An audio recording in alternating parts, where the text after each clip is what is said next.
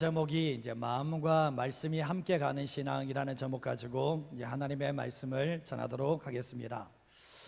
이제 이번 수요일 날 국회의원을 뽑는 총선이 있습니다. 우리 모든 성도님들도 나라의 국민이기 때문에 또 소중한 한 표를 사용할 수 있는 우리 성도들이 됐으면 좋겠는데요. 국민들은 이제 어떤 당을 찍을까, 어떤 국민을 찍을까 고민을 하고 투표를 하게 됩니다. 저는 여러분에게 누구를 뽑으시라, 어떤 당을 찍으시라고 할 수 있는 권리가 제게는 없습니다. 여러분들이 어떤 당을 찍으시든지 어떤 후보를 찍으시든지 그것은 여러분의 자유이고 내가 가진 생각을 다른 사람에게 강요해서는 안 됩니다. 왜냐하면 여러분의 생각 자체가 다 맞는 것은 아니기 때문에 이 투표를 할 때는 항상 자율성을 가지고 소신껏 찍는 것이 중요하다고 생각합니다. 저는 그런데 여러분들이 사람을 좀 잘 보셨으면 하면 좋겠다는 생각들을 가지게 되는데, 우리가 후보를 보더라도 어느 한쪽으로 쏠린 사람보다는 균형 잡힌 사람을 찍는 게 더 중요하다고 생각을 하거든요. 그 사람이 실력이 있어야 됩니다. 그러나 실력만 있는 게 아니라 인격이 있어야 됩니다. 인격이 없는 실력은 결국은 정말 위험하다는 것을 너무나 잘 알게 되잖아요.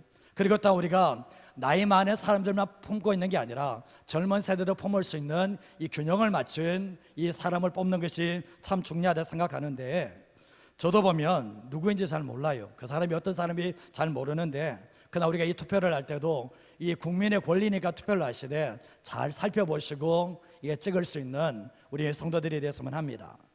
우리가 세상의 어느 분야라도 조화와 균형이 필요한데 어느 한쪽으로 쏠림 현상은 매우 극단적이기 때문에 위험하다는 생각들을 해보게 됩니다. 극단적인 사람을 보고 극단적인 행동을 하는 사람들을 보면 별로 아름답지 않다는 생각들을 해보게 됩니다. 신앙생활할 때도 마찬가지지 않습니까? 어느 한쪽으로 극단으로 치우치는 신앙은 상당히 위험하다는 것을 보게 되는데, 이런 경우죠. 내가 하나님께 인정을 받으면 됐지 사람에게 굳이 인정받을 필요가 있냐, 이게 아주 극단적인 태도라는 거예요. 또 내가 하나님의 말씀을 사모하면 내가 기도의 사람이 되어야 되는데 양쪽이 균형을 맞춰야 되는데 하나님의 말씀을 보기 때문에 기도를 하지 않는다, 이거는 어느 한쪽으로 쏠림의 현상이라는 것을 기억하셔야 되고, 또한 더 나아가서 우리가 이게 하나님을 사랑하는 사람이면 사람들도 사랑할 수 있는 사람이 되셔야 되고, 하나님께 쓰임받는 사람이라면 세상 속에서도 선한 영향력을 미치는 삶을 살아가셔야 된다는 거예요. 내가 교회에서 헌신하고 봉사하는 사람이라면 세상 속에 들어가서도 어쩌면 소금과 빛된 사명들을 잘 감당할 수 있는 사람이 될 때, 이 균형 감각을 잃어버리지 않게 될 때 비로소 크리스찬의 삶을 살아갈 수 있다는 것을 기억하셔야 됩니다. 사람마다 관심사가 다르거든요. 저의 관심사가 다르고 여러분의 관심사가 다를 수가 있잖아요. 그러면 생각해 보세요. 지금 나의 관심사는 무엇인가? 내가 지금 무엇에 마음을 쏟고 있고 어떤 관심을 가지고 있는가 생각해 보셔야 되고, 그리고 내 인생에 있어서 가장 중요한 핵심 가치는 뭔가? 핵심 가치가 뭔가 생각해 보시면 어떤 사람들은 핵심 가치가 돈이 된 사람이 있겠죠. 그러면 그것을 위해서 삶을 살아가게 된다는 거예요. 그러나 우리가 예수님을 통해서 우리가 하나님의 자녀가 되었습니다. 하나님의 자녀가 됐다면 하나님 아버지가 어떤 관심을 가지고 계시는지, 하나님 아버지가 어떤 것을 가장 중요하게 여기시는지 거기에 대해서 우리가 생각을 해보셔야 된다는 거예요. 자녀들이 어릴 때의 특징이 뭡니까? 부모님에 대해서 관심이 없고 부모님이 어떤 것을 중요하게 여기는지 별로 관심이 없는 것이 어린아이 특징이잖아요.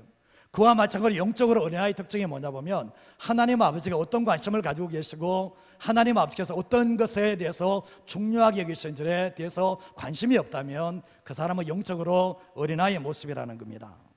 우리가 보면 하나님께서 관심 가지는 것에 대해서 내가 관심을 가지고 하나님이 중요하게 여기시는 것에 대해서 내가 중요하게 여기는 삶을 살게 될 때 하나님과 어긋난 삶을 살아가지 않아요. 하나님과 일치된 삶, 하나님과 하나 된 삶을 살아갈 수가 있겠지만, 반면에 보면 하나님께서 관심 가지는 것에 전혀 관심이 없고 하나님께서 중요하게 여기시는 데서 내가 전혀 관심이 없다면 우리는 하나님과 일치된 삶을 살아갈 수 없다는 것을 기억하셔야 됩니다.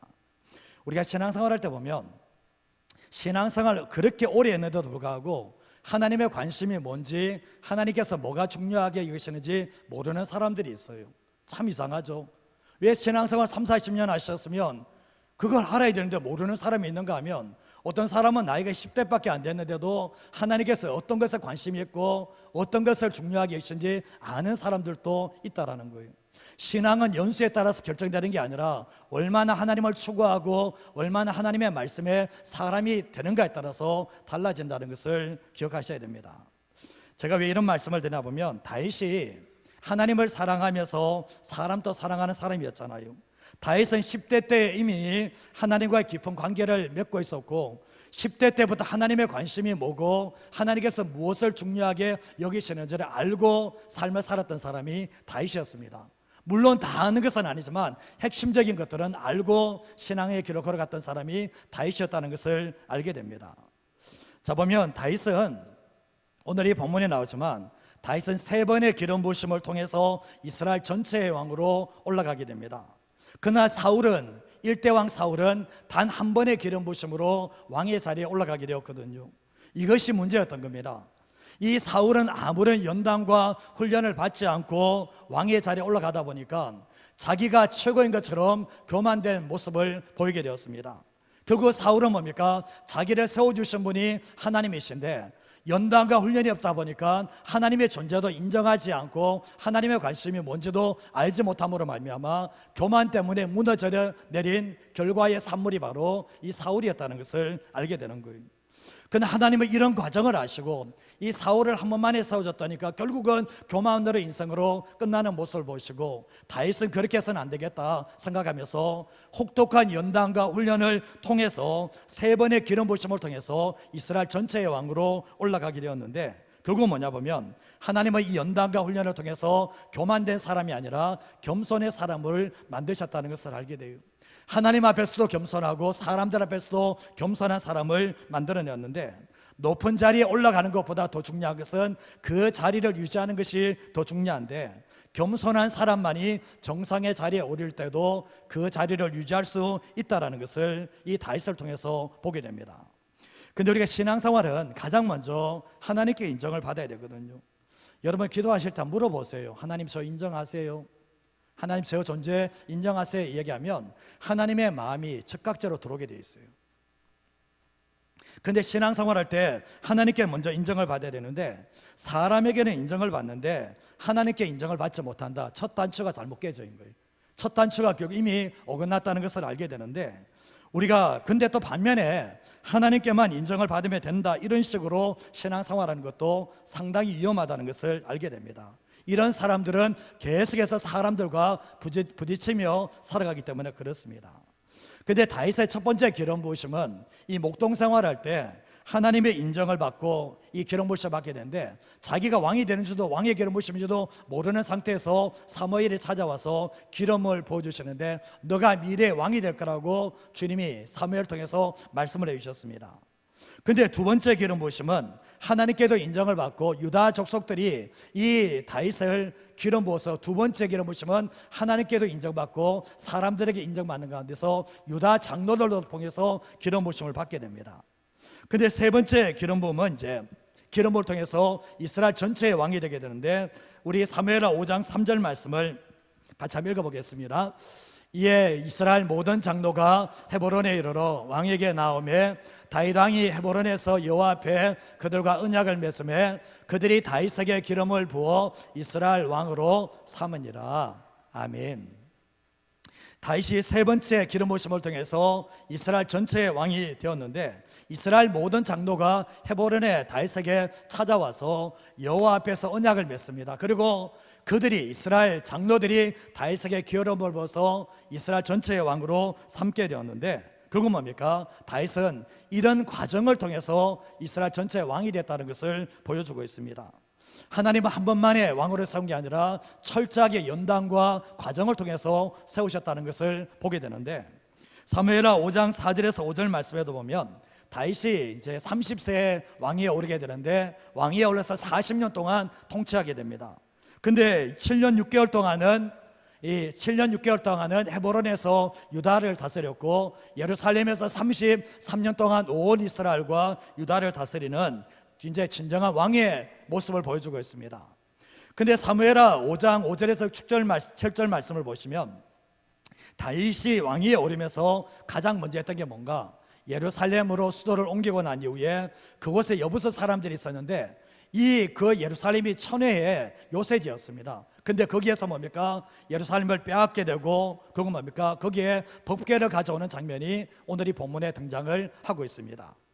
자, 오늘 말씀을 첫 번째로 할 수 있는 게 뭔가 같이 한번 읽어보도록 하겠습니다. 삶의 우선순위가 잘 정립되어 있어야지 급한 순서대로 움직이지 않습니다. 이게 첫 번째 주제입니다. 삶의 우선순위가 잘 정립되어진 사람들은 중요한 것을 따라서 움직이지 급한 순서대로 움직이지 않는다는 겁니다. 성공하는 사람들과 실패하는 사람들의 차이점이 많은데 가장 큰 차이점 중에 하나가 뭐냐 보면 성공하는 사람들은 우선순위가 있습니다. 그러나 실패하는 사람의 특징은 우선순위가 없다라는 거예요. 이게 큰 차이가 된다라는 거예요. 신앙생활에서도 마찬가지지 않습니까? 이거 신앙생활 속에서도 성공하는 사람들과 실패하는 사람이 동일한데 우선순위가 제대로 된 사람들은 신앙생활을 잘하게 되지만 우선순위가 잘못된 사람들은 아무리 신앙생활을 오래 해도 달라지지 않는 모습을 보게 됩니다. 여러분 신앙생활할 때 삶을 살아갈 때 중요한 것부터 합니까? 아니면 바쁘고 급한 것부터 합니까? 중요한 것부터 한다고 말씀하시는 분들은 삶의 우선순위가 정확하게 전형해져 있기 때문에 그 말씀을 할 수 있는 겁니다. 우리가 보면 하나를 보면 열을 할 수 있다고 얘기하잖아요. 그 사람의 우선순위를 보면 10가지 내용을 보지 않아도 그 삶을 얼마든지 추측할 수가 있다는 거죠. 저에게 있어서 가장 큰 우선순위는 하나님 앞에서의 제 영혼의 관리예요. 제일 중요한 것은 설교하는 것도 1번도 아니고 목회하는 것도 1번도 아니고 하나님 앞에서 제 영혼의 관리가 1번입니다. 그리고 두 번째가 설교자에게 설교를 준비하고 설교를 하는 것인데 누가 대신해 주지 않는다는 거예요. 근데 저에게 있어서 가장 중요한 게 뭐냐고 물으신다면 저는 하나님과의 관계가 제일 중요합니다. 이것은 다른 것보다 정말 다른 것의 우선순위라는 것을 항상 잊어버리지 않고 사역을 하거든요. 우리가 이 자리에 성도님들이 삶을 살아갈 때 최고의 우선순위가 하나님과의 깊은 관계가 맞죠? 대답이 왜 이러십니까? 하나님과의 관계가 우선순위 맞죠? 이게 우선순위가 안 된 사람들은 보면 어떤지 아십니까? 돈이 우선순위가 되어 있고 처자식이 우선순위가 되어 있는데 돈이 안 중요하다고도 아니고 처자식이 안 중요한 것도 아니에요. 그러나 이 우선순위가 바뀐 사람들은 언젠가는 신앙이 문제가 생깁니다. 직장도 내 우선순위가 아니고 다른 구원도 하나님을 대신할 수 있을 것은 없다는 것을 기억하셔야 되는데 우리가 보면 우선순위가 정해지지 않으면 자기 멋대로 신앙생활을 하게 되어 있습니다. 보면 솔직하게 예배를 나오고 싶으면 나오고 예배 나오고 싶지 않으면 빠지고 싶으면 빠지는 성도들 보면 신앙에 철이 없어서 그렇지 정말 주님과의 관계가 얼마나 중요한지를 모르니까 저렇지 이래 생각을 하게 되거든요. 그런데 우리가 잘 아시다시피 우리가 보면 정말 우리가 주님이 우리의 삶의 우선순위라면 그 사람은 항상 예배의 중심의 삶을 살아갈 수밖에 없거든요. 제가 목회자로 사역을 할 때 이런 일이 한 번 있었습니다. 장례가 났거든요. 장례가 났는데 토요일 날 돌아가신 거예요. 부모님이 토요일 날 돌아가셨는데 이제 주일이 끼게 되었잖아요. 근데 주일 날 끼었는데 유가족들이 모두 다 교회에 오셨습니다. 예배에 다 참여를 하시고 상복을 입고 다 예배를 드리고 돌아가시게 되었거든요. 근데 장례식장에서는 우리 유가족들이 다 예배 드리고 올 테니까 이 손님 오신 분들 조객분들은 거기에 기다리고 계셨던 거예요. 이런 모습을 처음 보게 되었는데 근데 이분들에게는 우선순위가 뭡니까?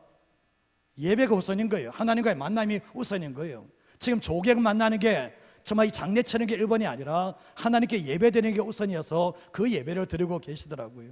저는 그 모습을 보면서 이 자녀손들도 같이 왔거든요. 자녀손들이 같이 왔는데 자녀손들이 보면서 뭘 깨닫겠습니까? 우리 부모님들은 이 장례가 우선순위가 아니라 예배가 우선순위라는 것을 그 모습으로 보여주는 모습을 봤을 때 참 대단하다고 생각을 하게 되는데 제가 지금까지 딱 한 번 봤습니다.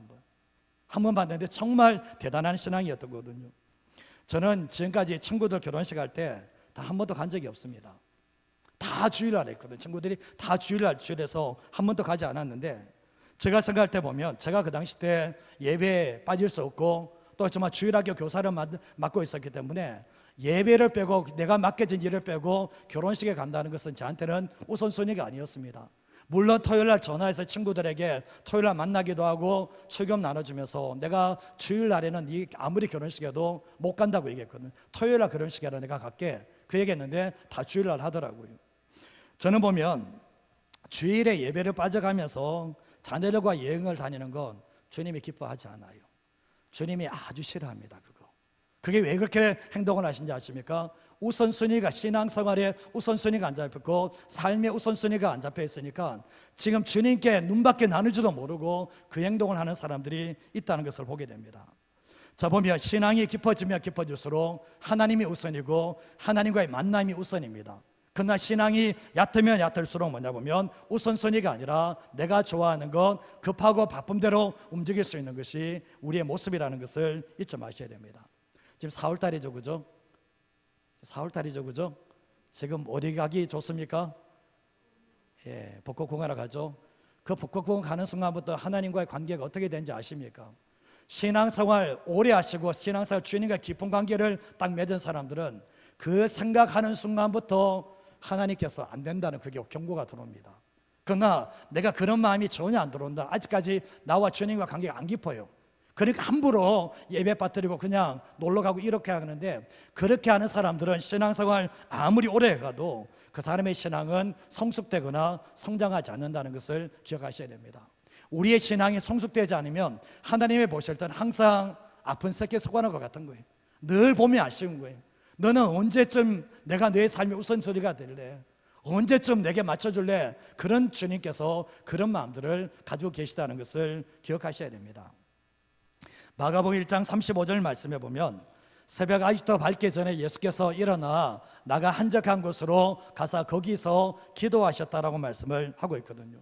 예수님의 우선순위는 새벽 아직도 밝기 전에 한적한 곳에서 기도하는 게 하나님 아버지와 교제를 나누는 것이 예수님의 하루의 삶의 우선순위였습니다. 예수님은 십자가에 죽으시는 그 순간까지 한 번도 이 삶의 우선순위, 하루의 우선순위는 바뀌지 않았다는 것을 알게 되는 거예요. 우리는 어떻습니까? 하루의 삶을 살아갈 때 이 우선순위가 잡혀져 있냐는 거예요. 내가 먼저 하나님께 기도하고 오늘의 하루의 삶을 주님께 맡겨드리면서 하루를 시작한다면 급하고 바쁜 순서대로 움직이는 게 아니라 철저하게 우선순위를 따라서 움직이는 하나님의 사람이 될 수가 있는 거예요. 시편 143편 8절 말씀도 한번 읽어보겠습니다.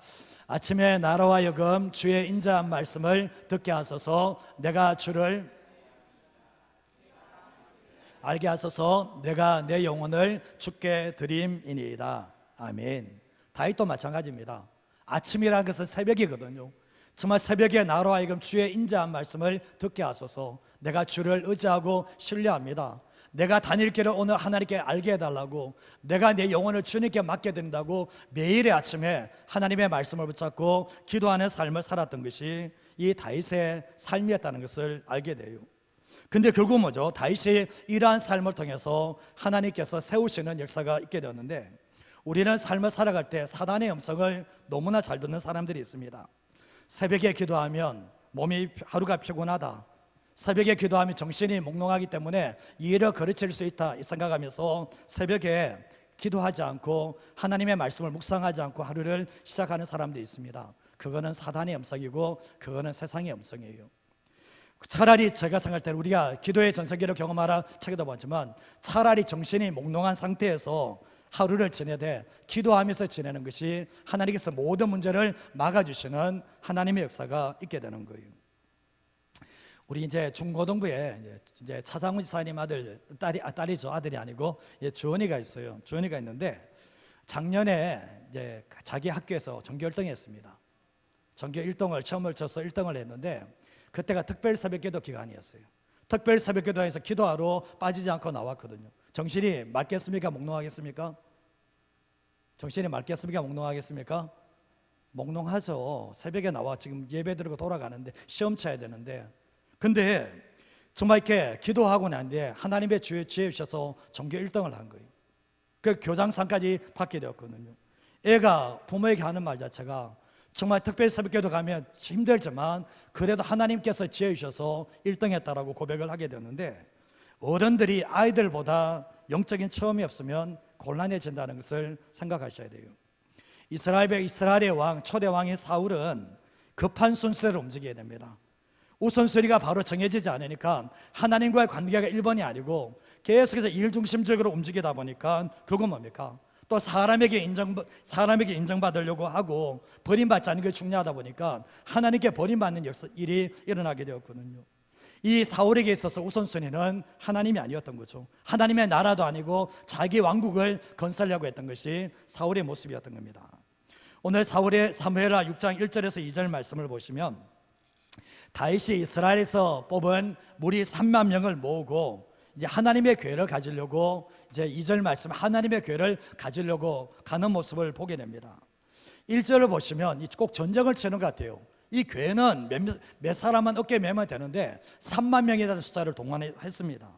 근데 자기와 함께 있는 모든 사람들과 함께 교회를 매러 가게 하는데 여기에서 보면 하나님의 교회를 매어 오려 하니 이것은 이 성경적 원어적으로는 이것은 아니에요. 왜냐하면 이 매려고 하는 게 가지러 갔다라는 표현인데 결국 이 하나님의 교회를 어깨에 매어 왔다면 오렴을 당하지 않았을 건데 가지고 오면서 오렴을 당하게 되었습니다.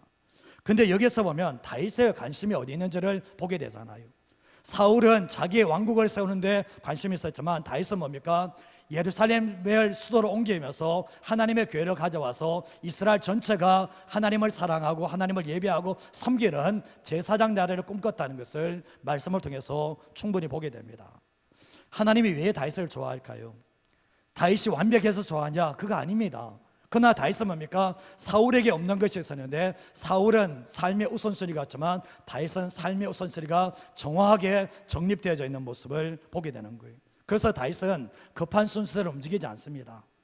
하나님께서 무엇을 원하시느냐에 따라서 그 우선순위를 따라 움직인 것이 바로 다윗이었고 다윗이 하나님의 사람이 됐다는 것을 알게 되는 거예요. 우리의 삶을 살아갈 때 계속해서 하나님과 어긋난 삶을 살아가는 사람들이 있습니다. 하나님과 어긋난 삶을 살아가는 사람의 특징이 뭐냐 보면 하나님의 인재도 못 경험하는 삶을 살아가는 특징이 뭐냐 보면 계속해서 삶의 우선순위가 정해지지 않았기 때문에 계속해서 어긋난 삶을 살아가게 된다는 거죠. 오늘 이 말씀을 들으시면서 기억하셔야 할 게 뭐냐 보면 나는 지금 하나님과 우선순위가 내 삶의 우선순위가 올바르게 정립되어졌는가를 점검해 보셔야 됩니다. 혹여나 하나님과 어긋난 우선순위를 가지고 있다면 빨리 되돌이키지 않으면 계속해서 하나님과 어긋난 삶을 살아갈 수밖에 없다는 것을 기억하시면서 살아가는 저와 여러분 되시기를 주님의 이름으로 축복합니다. 두 번째로 순위계명과 같이 한번 읽어보겠습니다. 하나님을 향한 사랑의 마음이 식지 않도록 잘 관리해야 합니다. 여러분들은 예배 드리실 때 무엇을 가장 먼저 살피십니까? 저는 이제 설교를 할 때 제일 먼저 점검하는 것이 설교가 얼마나 잘 구성되었는가 그거 보지 않습니다. 그리고 설교가 얼마나 재미있고 감동을 주는가 여기에 초점을 두지 않습니다. 성도들이 얼마나 왔는가 별로 관심 없습니다. 관심은 있지만 그렇게 큰 관심은 안 가집니다. 근데 설교를 할 때 제일 항상 살피는 게 뭐냐 보면 제 심령을 살펴요. 제 심령 속에 하나님의 은혜가 있는가, 내가 이 말씀을 전해 내 안에 주님을 사랑하는 마음이 내 안에 있어서 이 말씀을 전하는가, 이걸 먼저 살피게 되거든요. 그리고 내 안에 두려움이 아니라 평안한 마음이 있는가, 이걸 살피게 되거든요. 그러면서 이 하나님의 말씀을 전하지만 내가 아무리 설교를 잘한들 내 안에 주님을 향한 마음이 없고 주님의 은혜가 내 안에 없다면 내가 설교하는 것은 아무런 의미가 없다는 것을 참 많이 깨닫습니다. 우리가 세상 속에 살다 보면 우리의 마음을 빼앗아가는 것들이 너무나 많거든요. 그래서 하나님께 온전한 마음을 이 예배 자리에 왔어도 불구하고 하나님께 온전한 마음을 못 올려드리는 사람들이 너무나 많은 것이 이 예배 자리입니다. 심지어 예배 자리에서도 우리의 생각으로 온데 다가가 있어요. 그 생각이 너무나 분주한 분들도 계실 수 있거든요. 하나님께 집중이 안 된다는 겁니다. 우리가 잘 아시다시피 사사인 삼손에게 있어서 그 마음을 빼앗아갔던 것이 이방 여자였습니다. 부자 청년에게 그 마음을 빼앗아갔던 것은 돈이었습니다. 그리고 정말 이 엘리 대제사장에게서 그 마음을 빼앗아갔던 것은 자식이었습니다. 그리고 사도 바울과 함께 사역했던 대만은 함께 사도 바울과 동역을 하다가 이 세상을 사랑하여서 데살로니가로 갔다라고 말씀하고 있는데, 함께 동역하면서 불구하고 세상을 잊지 못해서 세상으로 가는 모습을 보게 되는 겁니다. 요즘은 인터넷이 너무나 발달되어 있지만 인터넷이 우리의 마음을 다 뺏는다는 것을 왜 모르십니까? 인터넷 보면서 결국은 하나님께 드려야 될 마음을 다 뺏어간다는 것을 우리는 아시면서 주의하시는 삶을 살아가셔야 돼요. 우리의 신앙은 행위보다는 마음의 신앙이 먼저입니다. 사단은 끊임없이 우리 안에 있는 하나님을 향한 그 사랑의 마음을 뺏어가려고 하거든요. 우리 안에 하나님을 향한 사랑의 마음이 없으면 껍데기입니다. 유진 피터슨 목사님도 껍데기 목회자는 가라고 했는데, 우리 안에 하나님을 사랑하는 마음이 없으면 우리는 신앙의 껍데기 가지고 지금 신앙 생활하고 있다고 해도 틀리지 않는데, 그래서 우리는 우리를 바쁘게 바쁜 것이 좋은 게 아니라 하나님께 마음을 들이지 못하도록 사단은 계속해서 바쁘게 한다는 것을 기억하셔야 됩니다. 우리가 예수님의 제자들에게, 예수님께서 사도 베드로에게 질문하시는 것이 요한복음 21장 15절 말씀에 나오는데, 그들이 조반 먹은 후에 예수님께서 시몬 베드로에게 질문을 하십니다. 요한의 아들 시몬아, 내가 이 사람들보다 나를 더 사랑하느냐 질문하시죠. 그때 뭐라고 합니까? 주님, 그러하이다. 내가 주님을 사랑하는 줄 주님께서 아십니다 얘기했을 때 비로소 얘기하는 게 뭡니까? 내 어린 양을 먹이라고 말씀을 하고 있는 거예요. 사명이 먼저입니까? 사랑이 먼저입니까? 사명이 먼저가 아니라 사랑이 먼저예요. 주님은 사랑을 확인하시고 사명을 맡겨주는 모습을 보게 되거든요. 부활하신 예수님에 대한 소식을 놓고도 이 베드로를 비롯해서 모든 6-7명의 제자들이 함께 물고기를 잡으러 갔거든요. 한 마리도 잡지 못했습니다. 그러나 예수님께서 찾아오셔서 그물이 찢어들어 잡게 해주고 난 뒤에 조반을 직접 다 만들어 주시고 난 뒤에 질문하셨던 것이, 내가 나를 사랑하느냐고 주님이 물으셨던 거예요. 너 얼마 전에 나를 3번이나 부인했지. 그 질문, 책망하는 질문한 게 아니라 지금 너가 나를 사랑하냐고. 좀 전까지만 나를 부인했지만 지금 나를 사랑하냐고 현재의 사랑을 주님은 묻고 계시다는 것을 보게 됩니다. 요한계시록 2장 2절에서 5절 말씀에도 보면 에베소 교회에 대해서 얘기하는데 주님의 책망이 있습니다. 주님이 인정하는 게 뭐냐 보면 행위, 수고, 인내, 악한 자들 용납하지 않은 것, 사도라는 것을 시험해서 거짓된 것을 드러낸 것 칭찬하십니다. 그리고 주님의 이름을 위해서 참고 견디고 게으르지 않은 것도 주님을 칭찬해 주십니다. 그러나 책망을 딱 하는 게 뭐냐 보면 너 안에 처음 사랑을 잃었다라고, 버렸다라고 말씀을 하면서 뒤에 5절 말씀에 보면 어디서 그 사랑이 어디서 떨어졌는지 생각하고 회개하여서 처음 사랑을 가지라고 얘기하면서 이 사랑을 회복하지 못하면 촛대를, 교회를 옮겨버리겠다라고 말씀을 하고 있는 거예요. 이 정말 에베소 교회는 어떤 교회입니까? 정통 교리가 있습니다. 그리고 거짓된 이단들의 사상들을 다 막아냈던 교회입니다. 진리를 굳게 붙잡고 있습니다. 그리고 모든 행함들이 다 있습니다. 그러나 문제는 뭐냐 보면 사랑이 없는 거예요. 우리의 삶도 그렇지 않습니까? 정말 확실한 기독교 진리를 붙들고 있습니다. 그리고 주님을 위해서 충성하고 헌신합니다. 그러나 문제는 뭐냐면 내 안에 그분을 향한 사랑이 없으면 결국 뭡니까? 주님께서 하시는 말씀은 책망당할 수 있다는 것을 오늘 이 말씀을 통해서 보게 되는 거예요. 라오디게아 교회는 더하죠. 라오디게아 교회는 이제는 주님을 향한 사랑은 다 잊어버리고 세상을 향한 사랑으로 가득 차 있었던 것이 라오디게아 교회의 모습인 것을 보게 되는 거예요. 오늘 말씀에 나온 다윗이 수많은 전쟁을 치루었습니다. 쫓기고 쫓기는 삶을 살았거든요. 치열하게 삶을 살았거든요. 그러면 이렇게 되면 어떻게 되는 게 정상이냐 보면 자연스럽게 하나님을 향한 마음은, 사랑의 마음은 식어지고 메마르고 굳어지는 것이 정상이거든요. 사울이 그렇게 굳어져 버렸거든요. 그러나 다윗은 그렇지 않았어요. 정말 치열하게 전쟁을 치르고 쫓기고 쫓기는 삶을 살았음에도 불구하고 그 내면 안에서 주님을 향한 사랑의 마음은 식어지지 않고 더 활활 타오르는 것을 말씀을 통해서 보게 돼요. 다윗이 나중에 왕이 되어서 다윗의 장막 안에서 아무리 바쁘고 지친다 할지라도 온 정말 영혼을 하나님을 만남으로 말미암아 그 마음을, 사랑의 마음을 식지 않도록 만들었던 것이 다윗의 인생이었다는 것을 보게 됩니다. 오늘 말씀에 언약궤를 옮겨올 때도 온 마음과 정성을 다해서 모셔오게 되잖아요. 언약궤를 모셔다 궤로 가져다가 이 우사가 죽는 일도 일어났습니다. 그러나 이 교회가 이제 오베데돔 집으로 옮겨가는 일도 있었지만 다시 찾아올 때 모습을 보시면 12절에서 15절 말씀을 보면 어떤 사람이 다윗 왕에게 말합니다.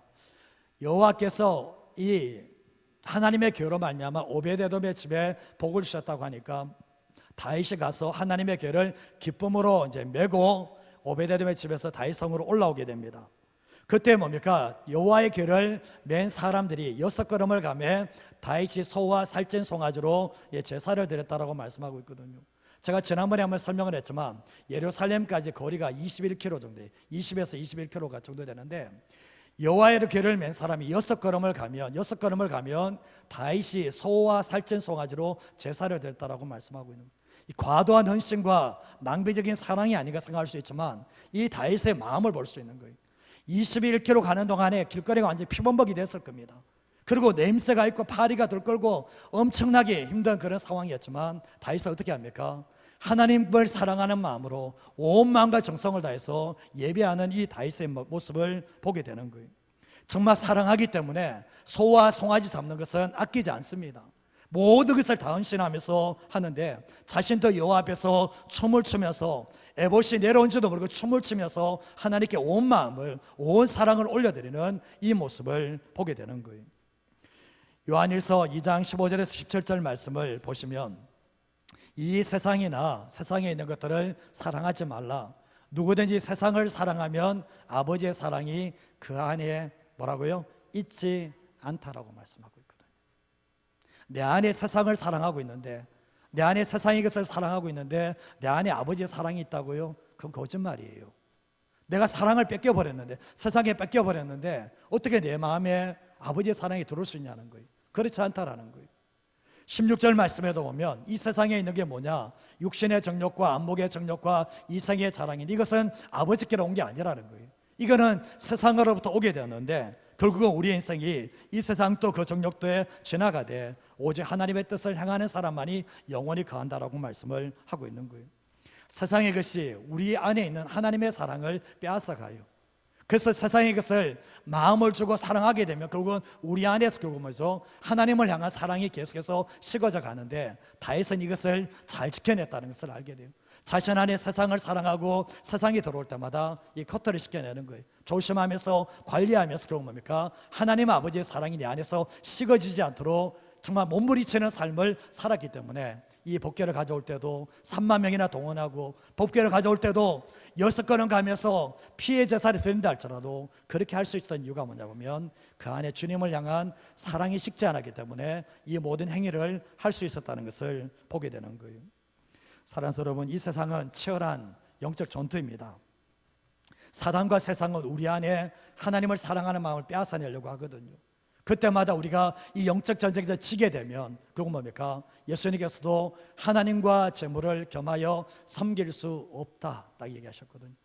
하나님을 사랑하는 사람들 재물을 사랑하지 않고 돈을 사랑하면 일망하게 뿌리가 된다라고 주님께서 우리에게 말씀을 하셨거든요. 사랑하는 여러분, 우리가 삶을 살아갈 때 정말 세상 속에 가면 세상은 우리를 현혹합니다. 사랑하게 달라고.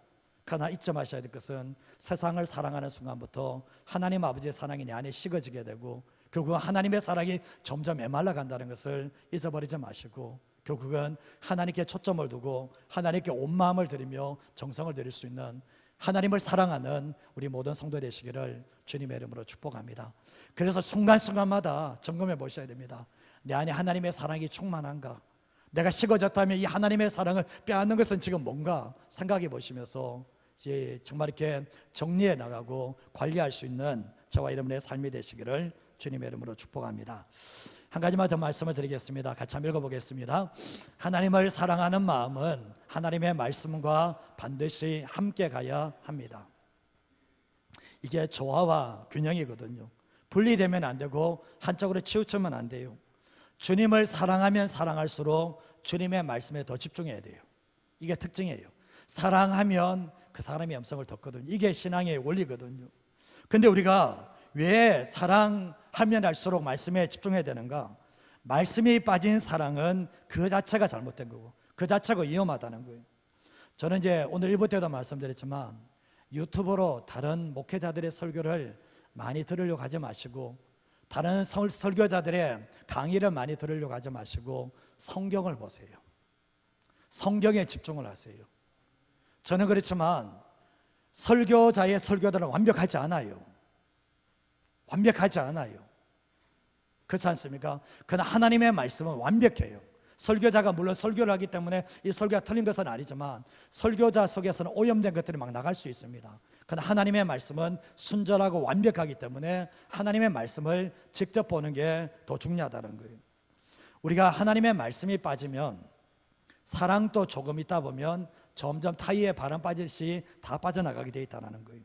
이건 어쩔 수 없는 거예요. 예수님께서 이 땅에 사랑의 본체로 오셨는데 그분께서 말씀으로 오셨거든요. 예수님은 사랑의 본체시고 말씀의 본체라는 것을 알게 된다면 우리의 삶을 살아갈 때도 선한 마음을 가진 사람들 조심하셔야 됩니다. 선한 마음이 하나님의 말씀을 넘어가면 안 돼요. 하나님의 말씀 안에서 선한 마음이지 이거 넘어가면 상당히 위험해지거든요. 그래서 우리가 신앙생활 할 때 우리가 보면 사랑하면 자기 멋대로 행하지 않습니다. 사랑하면 말씀을 더 존중하게 되었고 예수님께서 또 하셨던 말씀이 나를 사랑하면 나의 계명을 지킨다라고 말씀을 했거든요. 사랑하면 사랑할수록 하나님의 말씀을 보게 되었고 사랑하면 말씀에 순종하는 삶을 살게 된다라고 말씀을 하고 있는 거예요. 하나님의 말씀을 안 보면서 말씀을 잘 모르는 것이 당연한 것처럼 여기시는 분이 계시는데 그거 핑계대면 안 돼요. 하나님의 예수 믿는 사람들은 여러분의 삶이 어떤 일을 한다 할지라도 그건 전공 아니에요. 예수 믿는 사람에게 유일한 전공이 있다면 하나님의 말씀이에요. 이게 말씀이 우리의 삶의 전공이 된다는 거예요. 그래서 우리가 신앙생활 할 때 말씀을 묵상해야 될 이유가 어디 있나 보면 그리스도인의 생활 지침이 하나님의 말씀입니다. 그래서 우리가 주님을 사랑하면 사랑할수록 어디로 가야 되는가? 하나님의 말씀으로 가야 된다는 것을 잊지 마셔야 됩니다. 자, 민수기 4장 15절 말씀을 한번 읽어보도록 하겠습니다. 진영을 떠날 때에 아론과 그의 아들들이 성소와 성소의 모든 기구 덮는 일을 마치거든 그와 자손들이 와서 맬 것이니라. 그러나 성물은 만지지 말라. 그들이 죽으리라. 회막 물건 중에서 이것들은 그와 자손이 맬 것이며. 이제 광야길에서 이제 궤를 운반하는 이동하는 방법을 가져왔는데 레위 자손 중에 고앗 자손들만 이 궤를 어깨에 맬 수 있다 얘기했습니다. 이 궤는 새수레에 끓는 게 아니라 어깨에 매야 된다라고 말씀을 하고 있고 그리고 성물은 어떻게 해요? 만지지 말라. 만지면 어떻게 된다고요? 죽는다라고 말씀을 했습니다. 죽는다라고 말씀했거든요. 근데 사무엘하 6장 3절 말씀에 보면 하나님의 궤를 새수레에 싣고 갑니다. 근데 다윗은 지금 하나님의 말씀을 좀 모르고 있어요. 이 궤는 수레에 실어서 안 되고 고앗 자손들이 어깨에 매야 된다는 해서 모르니까 수레를 메고 가죠. 그죠? 모르면 어떻게 됩니까? 모르면 물어보면 되잖아요. 근데 결국 뭡니까? 사랑하는 마음은 있는데 하나님의 말씀과 지금 어긋난 행동을 하게 되잖아요. 근데 6장 6절에서 8절 말씀에 보면 이제 나곤의 타작마당에 이르렀을 때 소들이 뛰기 때문에 우사가 이 봇궤가 미끄러져 내려가니까 그 봇궤를 붙잡았습니다. 붙잡았으니까 어떻게 됩니까? 여호와 하나님이 우사가 잘못함으로 말미암아 진노하사 그곳에서 우사를 궤 옆에서 죽여버립니다. 즉살해버립니다. 여러분 같으면 어떻습니까? 지금 새수레에 봇궤가 있는 궤가 가는데 이 궤가 지금 미끄러져 떨어져 가고 있어요. 그럼 잡겠죠? 선한 마음이 죽음을 가져왔다는 거예요. 선한 마음이 뭡니까? 결국 다 잡겠죠.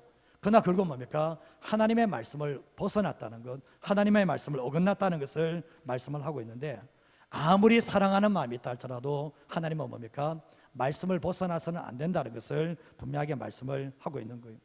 근데 사무엘하 6장 9절에서 11절 말씀에 이제 다윗이 두려운 거예요.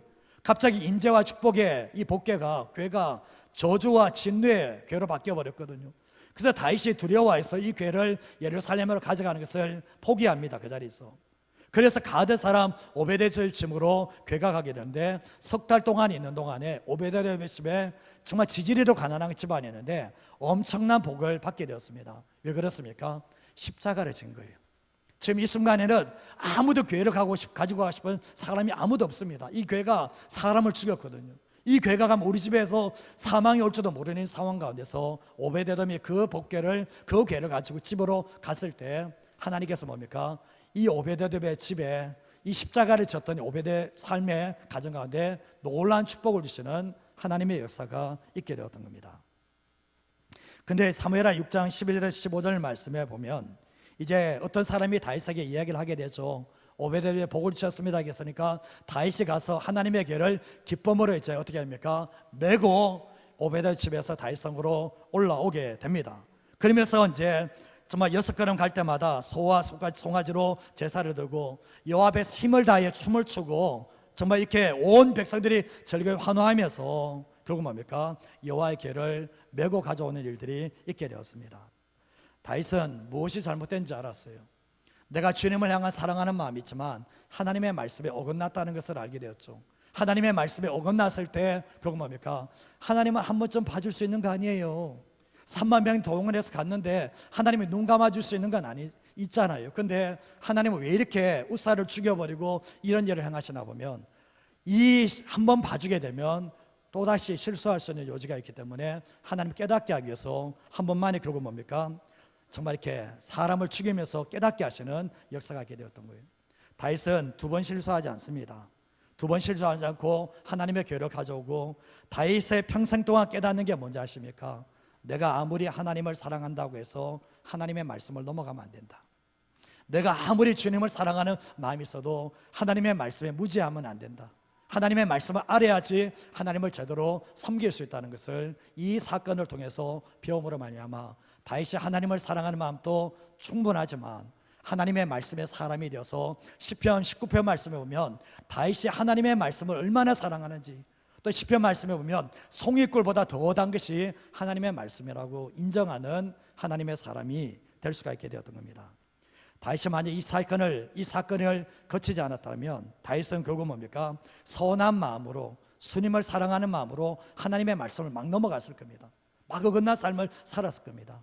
그러나 이런 사건을 통해서 다윗은 뭡니까? 하나님을 사랑하는 사람임과 동시에 철저한 하나님의 말씀에 사람이 됐다는 것을 우리에게 말씀하고 계시던 겁니다. 신앙생활할 때 제일 이제 두려운 것 중에 하나가 뭐냐 보면 이 한쪽 허리로 흘러가는 거예요. 내가 주님 사랑하면 됐지 뭐. 주님 말씀 안 봐도 돼. 어떤 사람들은 하나님의 말씀을 알면 하나님의 말씀대로 가면 되지. 주님을 사랑하는 마음이 없는 상태에서 정말 계속 말씀만 이야기하는 사람들이 있어요. 이런 분들이 계시거든요. 말씀 이야기하는데 그 안에 사랑은 아무것도 없어. 주님 사랑하는 것, 성도 사랑하는 것이 오직 말씀만 이야기한 사람들이 있거든요. 이 두 가지가 다 극단의 문제라는 것을 오늘 이 말씀을 통해서 알게 되는 거예요. 시편 1편 1절에 3절 마지막 구절인데 한번 읽어보겠습니다. 복 있는 사람은 악인들의 꾀를 따르지 아니하며 죄인들의 길에 서지 아니하며 오만한 자들의 자리에 앉지 아니하고 오직 여호와의 율법을 즐거워하여 그의 율법을 주야로 묵상하는도다.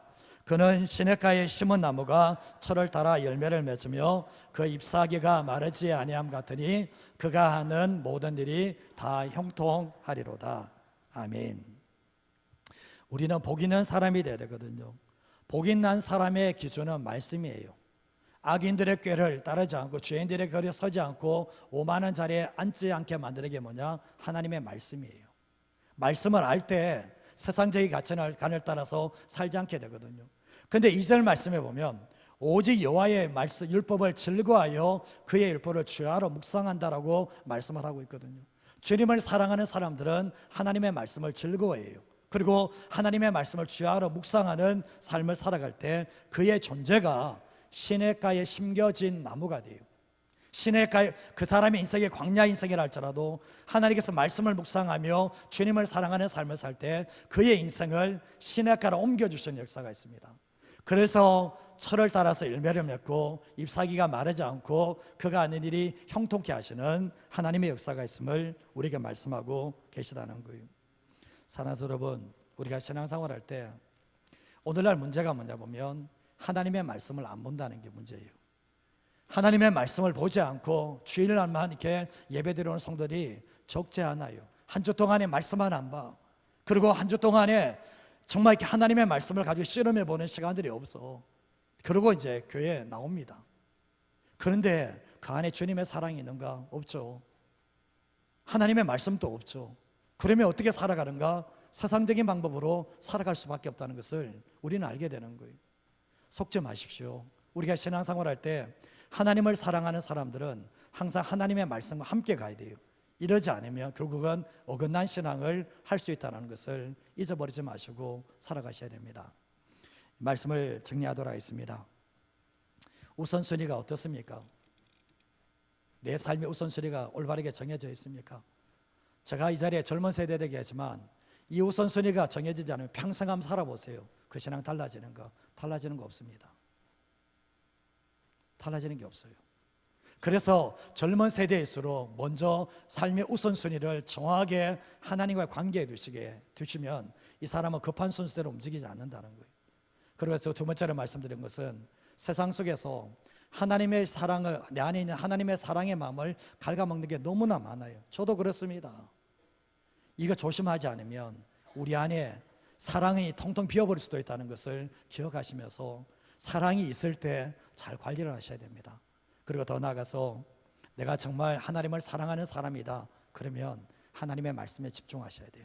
하나님의 말씀과 함께 믿음의 길을, 신앙의 길을 걸어간다는 것을 잊어버리지 않고 살아가는 저와 여러분이 되시기를 간절히 소원합니다. 저는 우리 성도들이 잘 됐으면 좋겠어요. 정말 잘 됐으면 좋겠습니다. 근데 영적으로 먼저 잘 되셔야 돼요. 영적으로 어긋난 순간부터는 잘 되면 교만하고 잘 되면 주님 떠납니다. 어쩔 수 없어요. 그래서 영적으로 잘 되어짐으로 말미암아 우리의 삶 속에서도 하나님의 인도하심을 잘 받아나가며 우리의 삶의 결이 주님을 닮아갈 수 있는 저와 여러분의 삶이 되시기를 주님의 이름으로 축복드립니다. 이 시간 같이